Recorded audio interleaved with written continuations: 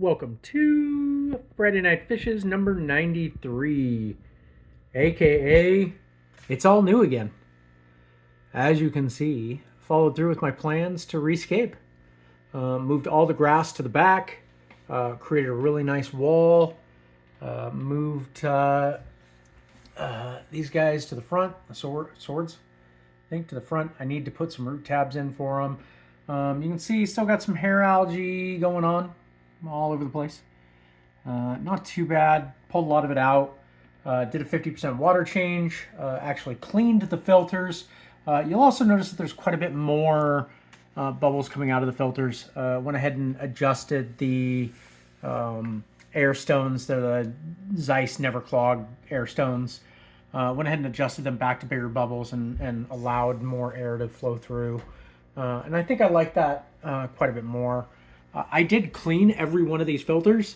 So you can see I kicked up a lot of sediment in the water change and the rescaping, especially around the bottoms. I cleaned first, siphoned out as much of the gravel as I possibly could, but it still ended up, really kicking up quite a bit of mold.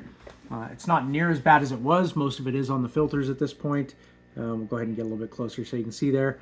But there's still some. There's a little pocket right back there. Not too bad. I just realized one of the grass in the back looks like it is getting a little bit. Let me see if I can zoom in for you here. There we go. Looks like it pulled up some. That can happen. Not a big deal. The current in the water, which there is quite a bit more current. I know it's hard to tell right now. Moving all of that grass to the back definitely freed things up. You will also notice, again, duckweed cleanup, little tiny bit of duckweed. I'm really excited to see where we're at next week. What duckweed there is in there, dropping pretty substantial roots.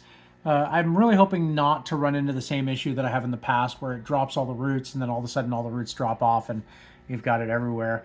I don't know if you can tell from the video. Let me see if I can zoom in a little bit. The grass is purling like crazy. So if nothing else, my tank is high light, high nitrate. Look at these hogs.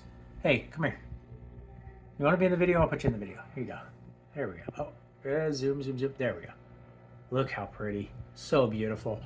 But yeah, the grass in the back just producing oxygen like crazy. All of it was doing it. I had the lights off since about 4 this afternoon. It's now 5, so the lights were off for about an hour.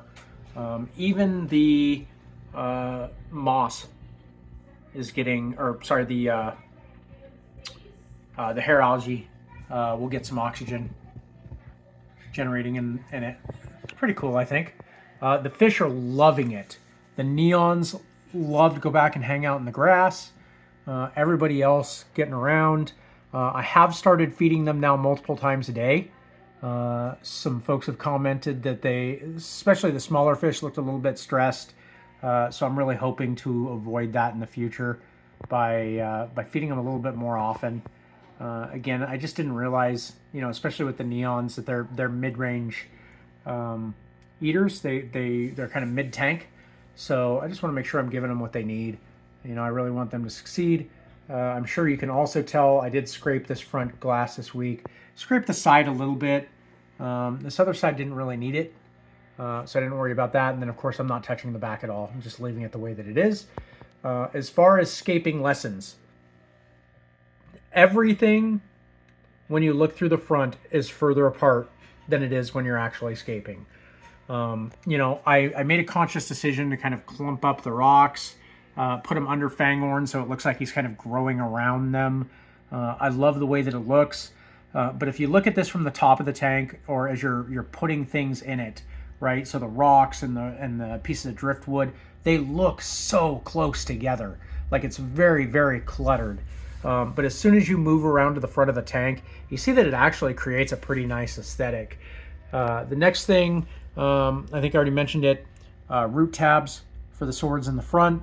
I want to see if I can get them to green up a little bit more. They don't look healthy. Part of that is the stress of the move. This one moved quite a bit. That one didn't move much, but it did move. So that stress will, have an effect on them. So what I will do is take the scissors, snip off dead leaves, dead and dying leaves, especially these ones that have holes in them. Give the plant the best possible chance to it coming back, as well as give them a couple of the aquarium co-op root tabs. I've also got some easy green left over from a year and a half ago, so I'll probably dose the water with that. Honestly, I don't think it's necessary, but there are some trace nutrients in it that they're just not getting from the nitrates, from the nitrogen cycle. Anyway, I hope you enjoyed the look at the aquarium this week. We'll talk to you again next week.